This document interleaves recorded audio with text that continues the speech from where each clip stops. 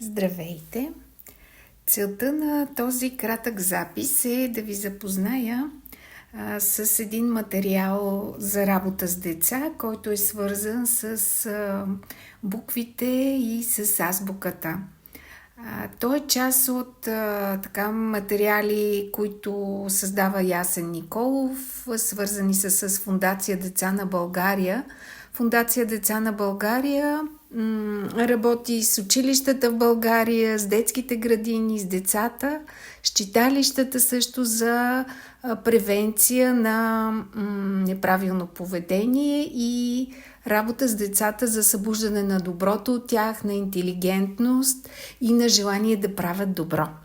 Връщаме се към картата, която виждате на екрана си. В центъра ѝ има буква от азбуката. Тя ще бъде отправната точка за работа с този материал. Буквичката може да бъде любима буква на детето или пък първата буква от неговото име. Ако детето е малко, все още не познава буквите, разбира се, вие ще му съдействате. Това е карта, с която по-големите деца могат да работят сами, по-малките са под ръководството на своите учители, педагозите, родителите, прародителите също. Детето първо може да контурира своята буквичка, да си отцвети и след това да погледне цялата азбука, която е горе вдясно на листа, да открие буквата си и може също да види къде тя се намира, неговата буквичка, в цялата азбука. Тук децата могат да кажат азбуката наизуст, тези, които вече са се ограмотили и я знаят, а тези, които не, могат да я кажат с възрастния, който работи с тях. Целта е те да получат по-задълбочено усещане за работа с буквите. Ако те вече пишат, това е някакъв процес, в който те ще се задълбочат в усещането си за буквите и за азбуката. А пък ако са малки и сега се запознават, това би било много добре да направят тази среща с буквите. Когато кажат азбуката или когато вие им помогнете да я кажат, може да ги насърчите да погледнат вляво на листа. Там има едно послание, което четящите ще прочетат, а тези, които все още не четат, ще кажат заедно с възрастния. Обичам азбуката. Може да им дадете малко време да ги усетите, а и те самите да усетят това послание в себе си.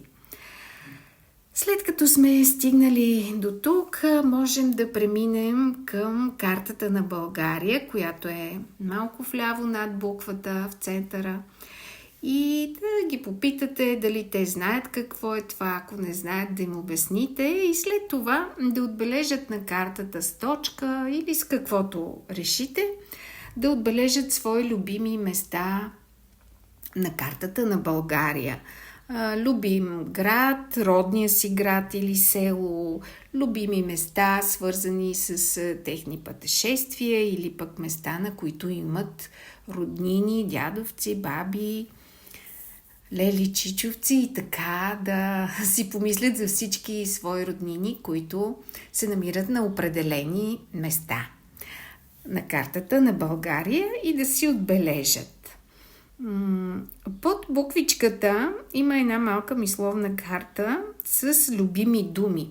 Това могат да бъдат думи, които започват с буквичката, с която работи децата, и могат да бъдат изобщо любими думи, с които детето се чувства свързано, които може да напише или пък ако е по-малко, просто да каже тези думи. Виждаме, че те са любими, вероятно са свързани с някакви приятни преживявания на детето. И горе вдясно до азбуката има друга малка мисловна карта, в центъра на която пише добро. Тук е момента да насърчим децата да свържат буквите, думите с това да могат да говорят добро, да мислят добро и да правят добро. И може да имате беседа за това, кое е добро, как правим добро, как е свързано с другите и как ни кара да се чувства нас самите. И долу в ляво е картинката на едни добри деца, които помагат на своята майка в домакинската работа.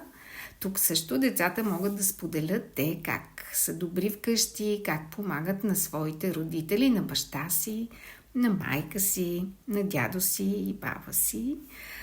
И да имате едно ползотворно занятие с децата, в което те да се задълбочат в темите, които са представени по такъв детски лек начин, чрез беседа и оцветяване.